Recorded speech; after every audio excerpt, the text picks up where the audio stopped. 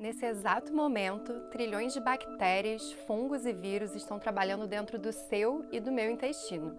E acredite, isso é algo muito bom. Eu sou Mariana Alvim, repórter da BBC News Brasil em São Paulo, e nesse vídeo eu vou falar da microbiota intestinal, esse conjunto de micróbios que vivem dentro da nossa barriga desde nossos primeiros momentos de vida e que tem um papel quase sempre silencioso, mas muito importante, da nossa imunidade à saúde mental. E fica aqui comigo até o fim do vídeo, que vou contar o que os cientistas já descobriram sobre como manter uma microbiota saudável. Só bem recentemente, com o desenvolvimento da genética, é que os cientistas conseguiram explorar em detalhes que micróbios são esses, o que eles fazem e como influenciam diversos sistemas do nosso corpo. Eu conversei com 2 pesquisadores brasileiros que estão produzindo e acompanhando estudos inovadores sobre a microbiota e mergulhei em trabalhos científicos sobre ela. Primeiro, assim como cada pessoa tem uma impressão digital diferente, todo mundo tem sua combinação particular de micróbios no intestino. Ela vai se formando ao longo da vida, no contato com o ambiente e com diferentes alimentos, por exemplo.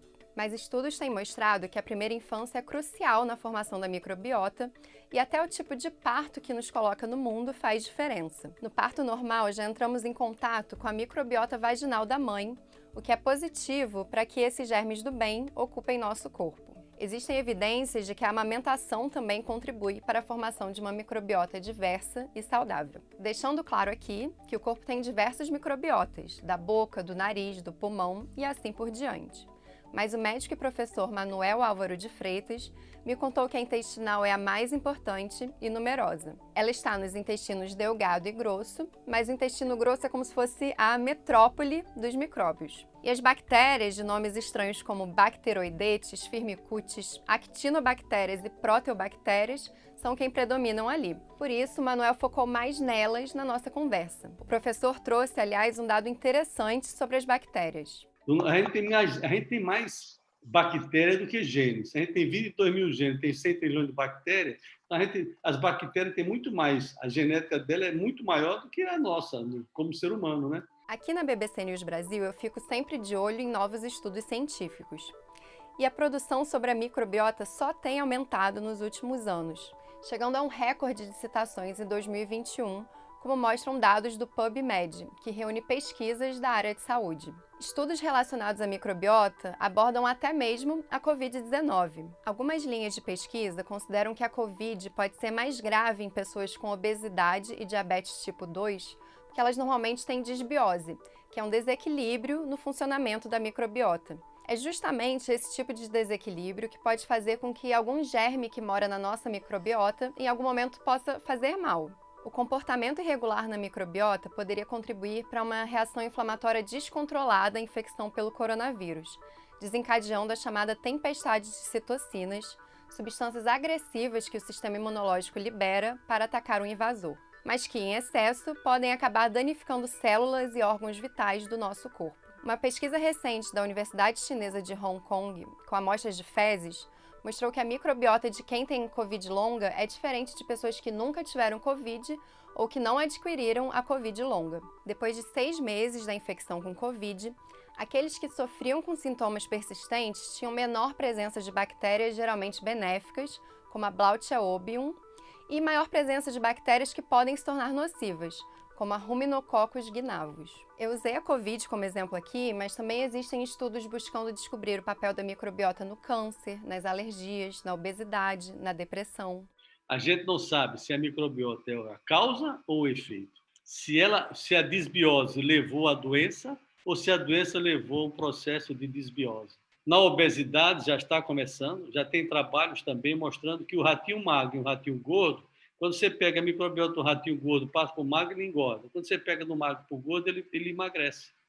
Então, isso é um fato. Depressão, a gente fala do segundo cérebro, é justamente por isso. O intestino ele é formador de neurotransmissores. A serotonina, a dopamina, tudo isso acontece com as bactérias que produzem esses neurotransmissores. Então, está muito vinculado, né? Tanto é que a gente chama o segundo cérebro, né? É o sistema nervoso entérico. Você talvez tenha visto na imprensa que hoje em dia já existe transplante de fezes.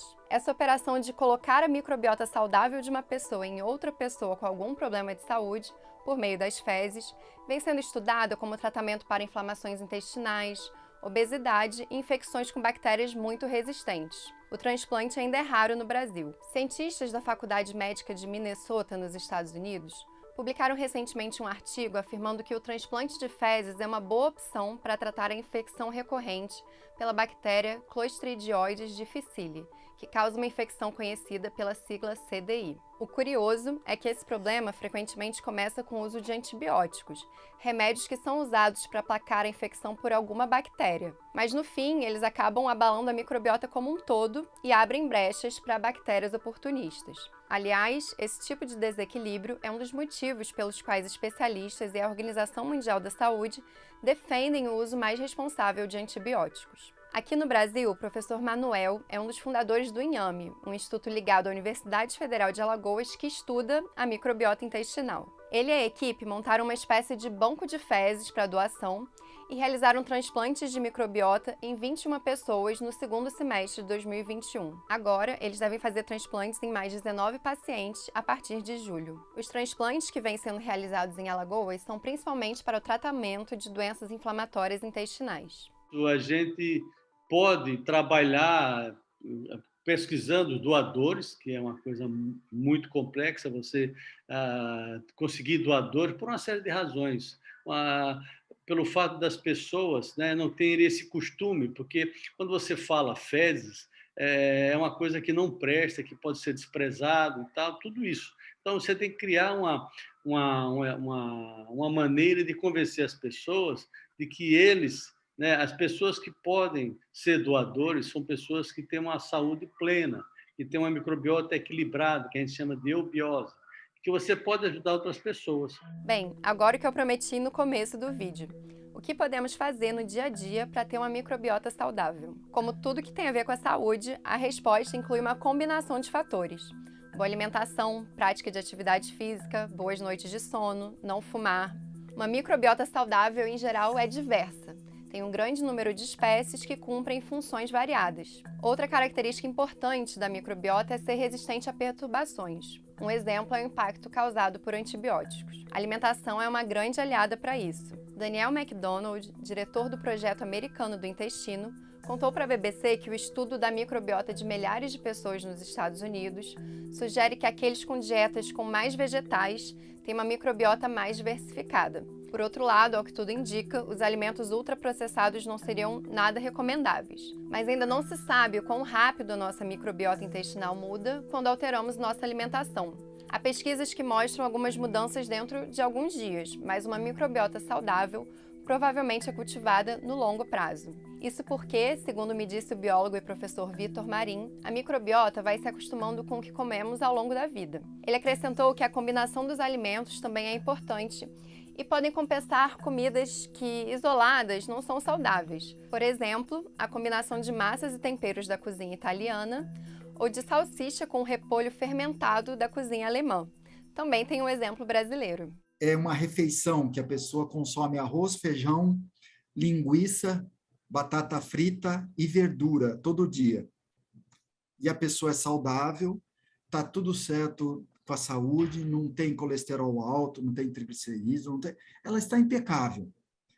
Só que aí você fala, não, mas tem linguiça, não é bom. Vamos tirar da alimentação, só que é microbiota. A microbiota da pessoa, vamos dizer assim, ela já está acostumada, porque a gente vem evoluindo com a microbiota há muitos anos. Desde quando a gente existiu, a microbiota veio evoluindo junto. Então, a gente está bem. Quando a gente ingere alguma coisa que causa esse desbalanço, é aí que pode causar doença. E os probióticos, produtos que prometem melhorar a nossa flora intestinal, ou seja, a microbiota. Segundo os especialistas que eu entrevistei, eles até podem ajudar, mas os efeitos são limitados. No Brasil está saindo alguns probióticos, sim, mas não são probióticos que têm uma quantidade grande de bactérias. Aí tem 100 trilhões de bactérias, você bota 9 bilhões, não é muita coisa, né? Então, é importante a riqueza, a diversidade desse probiótico, entendeu, Mariana? Isso é importante. O probiótico hoje mexe com 45 bilhões de dólares por ano. É uma fonte incomensurável da indústria farmacêutica, essa parte de probióticos, né? Então, os probióticos são importantes? São. Agora, saber qual probiótico, seria interessante estudar a microbiota de cada pessoa, né? E aí você faria uma medicina personalizada e daria o probiótico adequado a cada pessoa. O professor Vitor Marim faz outra ressalva a esses produtos. E tem um problema, só para concluir, de isolar Claro. essas bactérias do trato gastrointestinal, porque elas são anaeróbicas, elas não gostam do oxigênio. É difícil cultivar, é bem difícil. Essas que estão sendo consideradas as mais importantes, a que tem um efeito à saúde. Mas estão estudando separadas as bactérias, estão vendo que cada uma tem. Na minha opinião, elas têm quando estão juntas. Quando começa a separar, não vai dar muito certo. Por isso é que a gente tem que ingerir o alimento e não a bactéria isolada ou probiótico. Na minha opinião, tem que correr atrás dos alimentos. Aí você vai falar, tá, mas isso foi sempre assim? Mas agora está entendendo o porquê. Bem, é isso, pessoal. Esse tema é tão interessante que daria para passar o dia inteiro falando disso, mas por hoje é só. Conta nos comentários quais assuntos de saúde vocês gostariam que a gente abordasse num vídeo. Obrigada e até a próxima!